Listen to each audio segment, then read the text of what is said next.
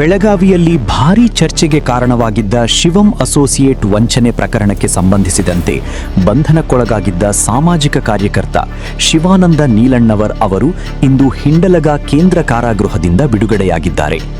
ಬೆಂಗಳೂರಿನ 92ನೇ city civil ಮತ್ತು sessions ನ್ಯಾಯಾಲಯವು ಮಧ್ಯಂತರ ಜಾಮೀನು ಮಂಜೂರು ಮಾಡಿದ ಹಿನ್ನೆಲೆಯಲ್ಲಿ ಅವರು ಜೈಲಿನಿಂದ ಹೊರಬಂದಿದ್ದಾರೆ.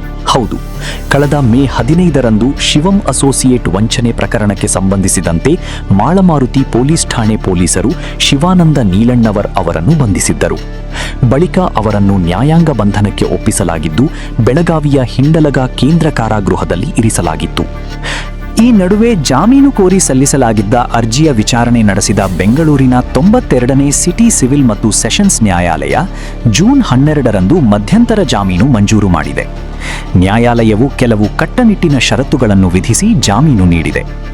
ನ್ಯಾಯಾಲಯದ ಆದೇಶದಂತೆ ಶಿವಾನಂದ ನೀಲಣ್ಣವರ್ ಅವರು 3 ಲಕ್ಷ ರೂಪಾಯಿ ಮೊತ್ತದ ಶ್ಯೂರಿಟಿ ಬಾಂಡ್ ಸಲ್ಲಿಸಬೇಕಾಗಿದೆ. ಅಲ್ಲದೆ ಪ್ರಕರಣದ ವಿಚಾರಣೆ ಪೂರ್ಣಗೊಳ್ಳುವವರೆಗೆ ದೇಶ ತೊರೆಯಬಾರದು ಎಂಬ ಷರತ್ತನ್ನು ವಿಧಿಸಲಾಗಿದೆ. ಜೊತೆಗೆ ಜೂನ್ 27ರಂದು ನ್ಯಾಯಾಲಯಕ್ಕೆ ಕಡ್ಡಾಯವಾಗಿ ಹಾಜರಾಗುವಂತೆ ಸೂಚಿಸಲಾಗಿದೆ.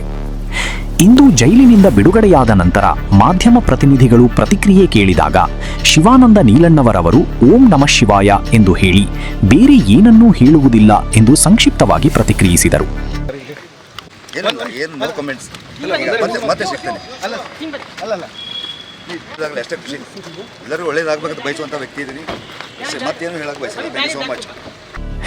ಈ ಪ್ರಕರಣ ಈಗಾಗಲೇ ಬೆಳಗಾವಿ ಹಾಗೂ ರಾಜ್ಯದ ವಿವಿಧ ಭಾಗಗಳಲ್ಲಿ ಸಾಕಷ್ಟು ಚರ್ಚೆಗೆ ಕಾರಣವಾಗಿದ್ದು, ಮುಂದಿನ ದಿನಗಳಲ್ಲಿ ನ್ಯಾಯಾಲಯದ ವಿಚಾರಣೆಯಲ್ಲಿ ಯಾವ ಬೆಳವಣಿಗೆಗಳು ನಡೆಯಲಿವೆ ಎಂಬುದರತ್ತ ಎಲ್ಲರ ಚಿತ್ತ ನೆಟ್ಟಿದೆ.